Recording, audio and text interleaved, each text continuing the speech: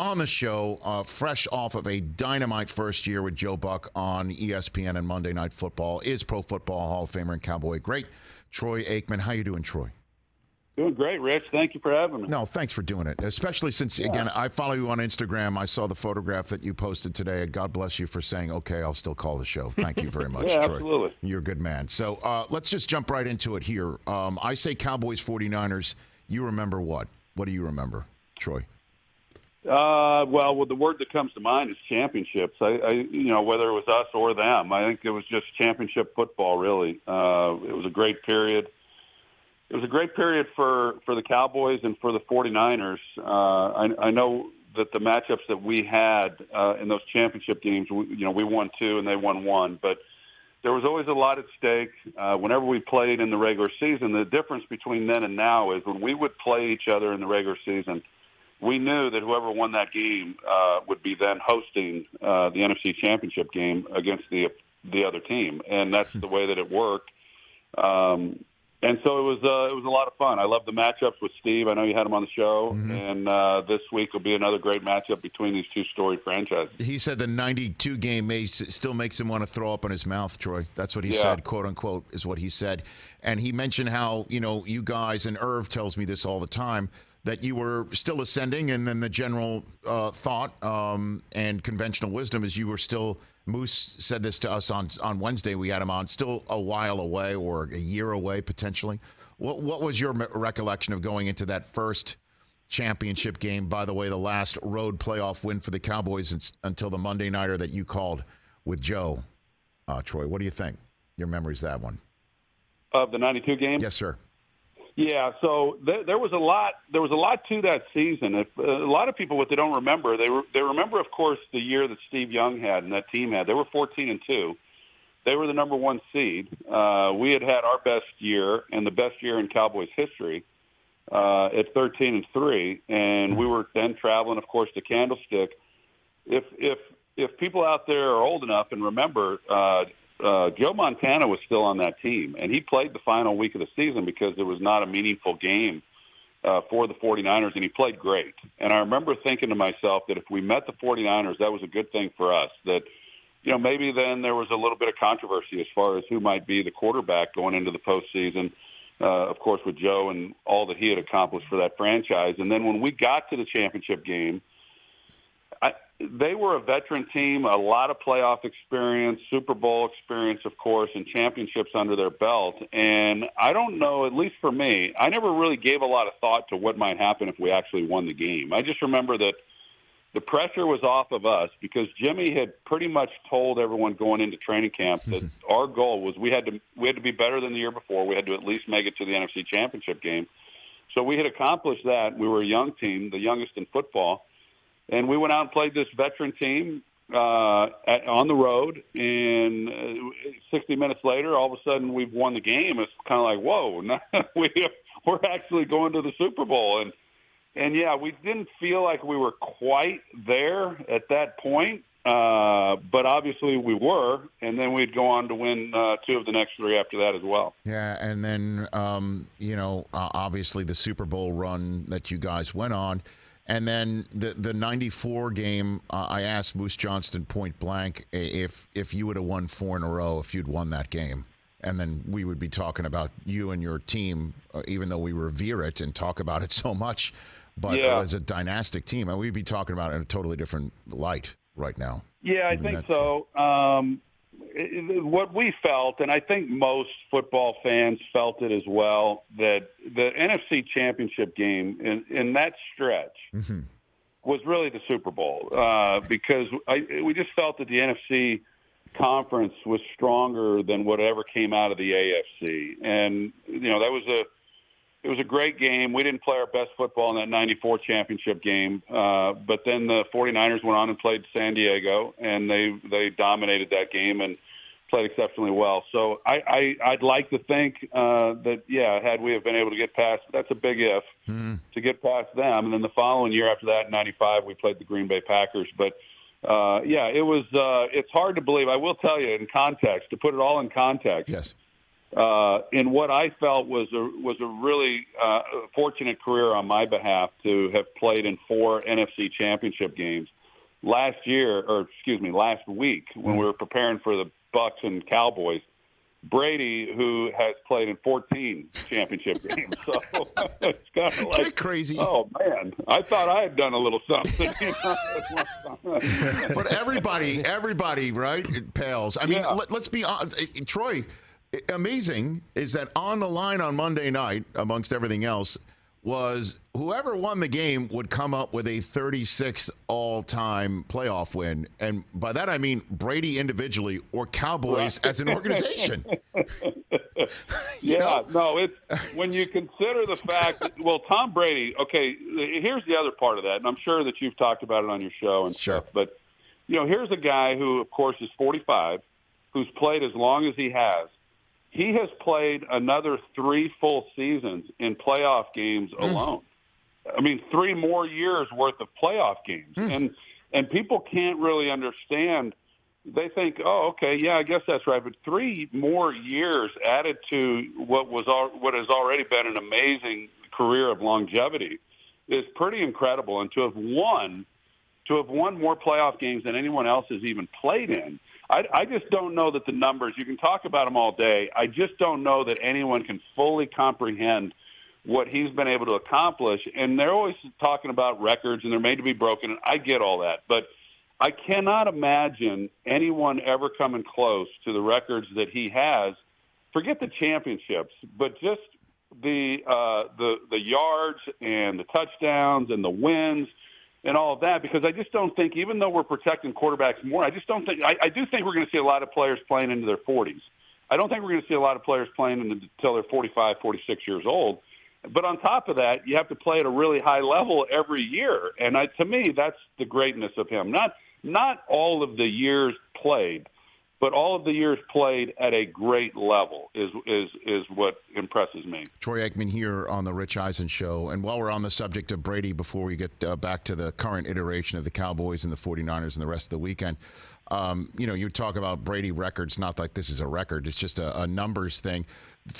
We'll never see a 45-year-old playing a playoff game again be asked to throw the ball 21 more times than his age, right? And also not think for a split second like he can't hold up, right? I mean, right. and so that's the whole point. So when I saw him in Munich, when the rest of the game day morning gang with Irv and Mooch and Kurt met with Brady, the sense I got was he knew he still had his physical abilities, right? It's just the team that he had won a Super Bowl with 2 years ago, for some reason, couldn't find that next gear, whether it was maybe the upfront protection or the run game or whatever.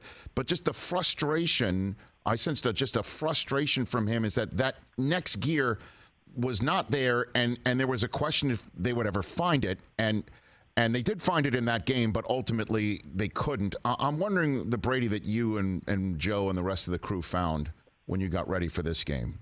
And your impressions, Troy? Yeah, I agree. I mean, you don't achieve greatness without having high standards. And what he expected of himself and what he expected of those teams and this team this year, and to come up short. And the bar, of course, is high, because I think in all of his years prior to this year, the lowest he had ever finished, a Brady-led offense, had never finished below 12th in the league in scoring. And, of course, they'd never had a losing season. And then on top of that, the struggles this year on the field, then in his personal life. So I just think it's been a really tough year for him, unprecedented in so many ways. Most of us, we experienced those, more than once in a career. He's been very fortunate, but this team, when you looked at them, you thought, even though they had the injuries, a lot of teams have injuries, but they just never reached their full potential, in my opinion. And I really thought, Rich, going into last week's game against Dallas, I thought we would see the best version of Tampa that we'd seen all year. But instead, it was much the same. I think Tampa Bay was one of the most underachieving, maybe the most underachieving team in the NFL this year when you look at, what they were able to do. But then when their backs were against the wall, they found a way to make a play or to go down the field and come away with a touchdown, and then win a game and do just enough to get themselves in it. But I really did think we would get their best version, and I was disappointed. Of course, the game itself wasn't all that compelling, and that was disappointing for those of us that called the game. But I just thought we'd see more than what we got. But with Tom, I'm hopeful he comes back and plays. I still think that he can play at the level required to achieve all the things that he would like to. And there's a lot of people I talk to within their organization, although they don't know anything, but they sense that he will be back, which I found interesting, because had I not have called that game and anyone have asked me, what do you think Tom's going to do next year, I would have said, my guess is he'll probably retire. But now I'm not so sure. So I guess we'll find out in due time. And then the sense maybe staying there. I mean, what is your sense, your Hall of Fame sense, and quarterback sense of being in the same room as him? Because again, I think it really all comes down to that whatever he may think has been degraded, his ability to process something quicker, in a 45-year-old brain or slower than he used to, or skipping a throw that he would make in his sleep. Like, if that's the sort of evaluation that will spit out the answer of I should retire, only he can make that evaluation. What do you think you're sensing? That's fair. What do you think? Yeah, I think that's fair. That at the end of the day, I think he will. I think Tom has the ability and the awareness to evaluate his play and his abilities and skills, and where is he in the context of being able to compete at the level that you have to get to be able to go on and play and achieve. Like I said, he's not interested in just playing to play. Right. He's playing to win a championship. And whether or not that's in Tampa, Rich, I guess to answer your question, I'm not real sure. I don't know how all that exactly plays out, but he knows, as we all do, it doesn't matter that he's 45. I think if you're 35 and you're going somewhere, you're saying as a quarterback, look, I want to have good players around me. I want to be protected. I want to, great defense, all those things. So it doesn't change. For instance, Tom's game hasn't changed over the years. What allows him to win is just being really smart, knowing where to go with the football, knowing situations, and knowing how to play winning football. And so it's not like all of a sudden his legs have been taken away from him from where he was earlier in his career. So the things that Tom's wanted around him are the same things all quarterbacks want around him. And if he can have that, I think he loves the game enough. You don't play that long unless you just really love to compete. But it's a grind, as we all know. But I'm hopeful that he continues to play. But where that might be or if it might happen is anyone's guess. All right, in my remaining time with you, let's hit the current Cowboys-Niners game. Obviously, you had the Cowboys just on Monday. You had the Niners on Monday night twice. You had Jimmy G's first full home start coming off of that loss to Denver against the Rams.